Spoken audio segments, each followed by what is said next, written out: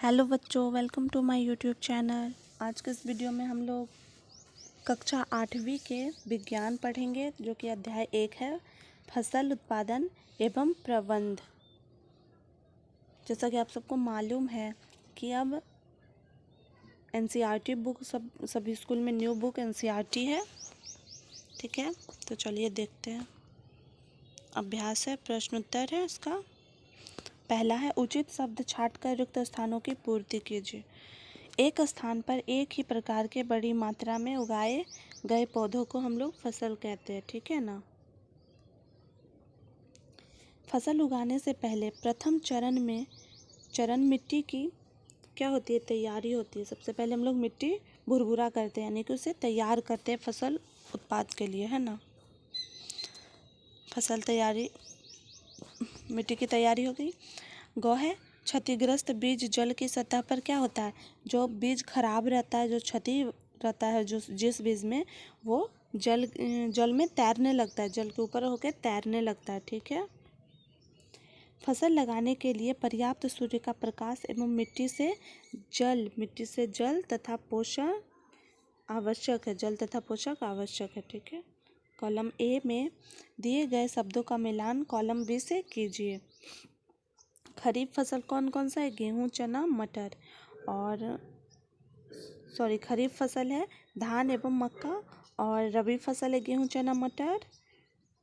रासायनिक उर्वरक है यूरिया एवं सुपर फॉस्फेट, और कार्बनिक है पशु अपशिष्ट, गोबर, मूत्र एवं जो भी पशु द्वारा रहता है उसे। निम्न के दो उदाहरण दीजिए। इसका उत्तर क्या है, खरीफ फसल का दो उदाहरण धान और मक्का, और रबी फसल का दो उदाहरण गेहूं, चना। निम्न पर अपने शब्दों में एक पैराग्राफ लिखिए। क में दिया है आपको मिट्टी तैयार करना, यानी कि मिट्टी कैसे तैयार करते हैं। ठीक है। तो खेती से पहले हम लोग क्या करते हैं, मिट्टी को जोतकर भुरभुरी बनाई जाती है ताकि बीज अच्छे से उग सके। जब हम लोग खेत जोतते हैं तो देखिए, ये मिट्टी क्या है, बहुत ज़्यादा ढेला ढेला टाइप से रहता है, यानी कि बड़ा बड़ा रहता है, तो उसे तोड़ तोड़ के भुरभुरी बनाया जाता है। ठीक है। खो है बुआई यानी कि बीज बोना। बुआई में बीजों को खेत में बोया जाता है। इसे सही समय पर और सही दूरी पर किया जाता है, या फिर दूरी पर लगाया जाता है, बोया जाता है।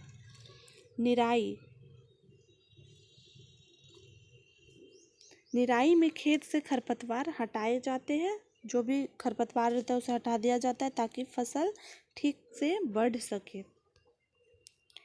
घो है थ्रेशिंग में फसल से अनाज को अलग किया जाता है। यह काम हाथ या मशीन से किया जाता है।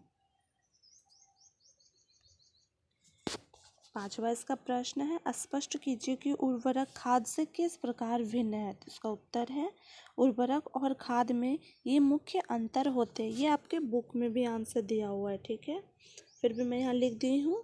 उर्वरक एक मानव निर्मित लवण है। उर्वरक का उत्पादन फैक्ट्रियों में होता है, यानी कि ये मानव द्वारा बनाया गया है। ठीक है। उर्वरक से मिट्टी को ह्यूमस प्राप्त नहीं होता। उर्वरक में पादप पोषण जैसे कि नाइट्रोजन, फास्फोरस तथा पोटेशियम प्रचुरता में होते हैं। और खाद क्या है, एक प्राकृतिक पदार्थ है जो कि हमें जानवरों से मिलता है। खाद एक प्राकृतिक पदार्थ है जो गोबर एवं पौधों से के अवशेष के विघटन से प्राप्त होता है, जो कि जानवरों और पेड़ पौधों से हमें मिलता है। दूसरा, खाद खेतों में बनाई जा सकती है। खाद से मिट्टी को ह्यूमस प्रचुर मात्रा में प्राप्त होती है। खाद में पादप पोषण तुलनात्मक रूप से कम होते हैं।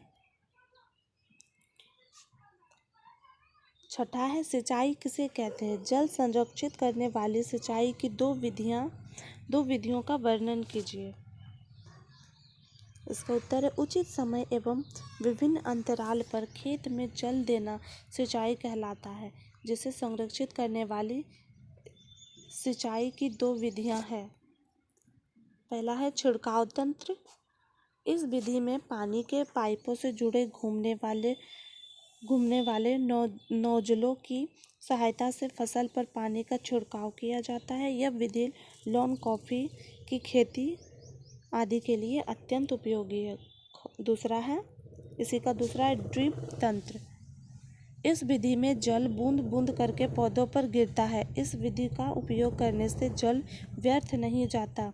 यह विधि फलदार पौधों, बगीचों एवं वृक्षों को पानी देने के लिए सर्वोत्तम विधि है। यह जल की कमी वाले क्षेत्रों के लिए अधिक उपयोगी है। 7वां है, यदि गेहूं को खरीफ ऋतु में उगाया जाए तो क्या होगा? चर्चा कीजिए। गेहूं रबी फसल है, इसे शीत ऋतु में उगाया जाता है। खरीफ फसल जून से सितंबर तक होती है। इस समय वर्षा काफ़ी अधिक मात्रा में होती है। यदि गेहूं को इस समय उगाया जाए तो गेहूं के पौधे अधिक मात्रा में पानी मिलने की वजह से सड़कर खराब हो जाएंगे और फसल नष्ट हो जाएगी। खेत में लगातार फसल उगाने से मिट्टी पर क्या प्रभाव पड़ता है? व्याख्या कीजिए। इसका उत्तर है, खेत में लगातार फसल उगाने से मिट्टी में पोषक तत्वों की कमी हो जाती है।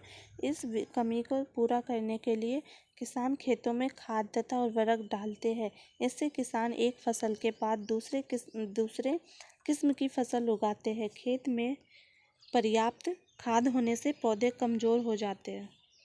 9वां है, खरपतवार क्या है? हम उनका नियंत्रण कैसे कर सकते हैं? इसका उत्तर है, खेत में कई अन्य अवांछित पौधे प्राकृतिक रूप से फसल के साथ उग सकते हैं, जिन्हें खरपतवार कहते हैं। खरपतवार हटाने की प्रक्रिया को निराई कहते हैं। यह कार्य हाथों या खुरपी की सहायता से भी किया जा सकता है, जिसे खरपतवार के लिए छिड़काव द्वारा किया जा सकता है।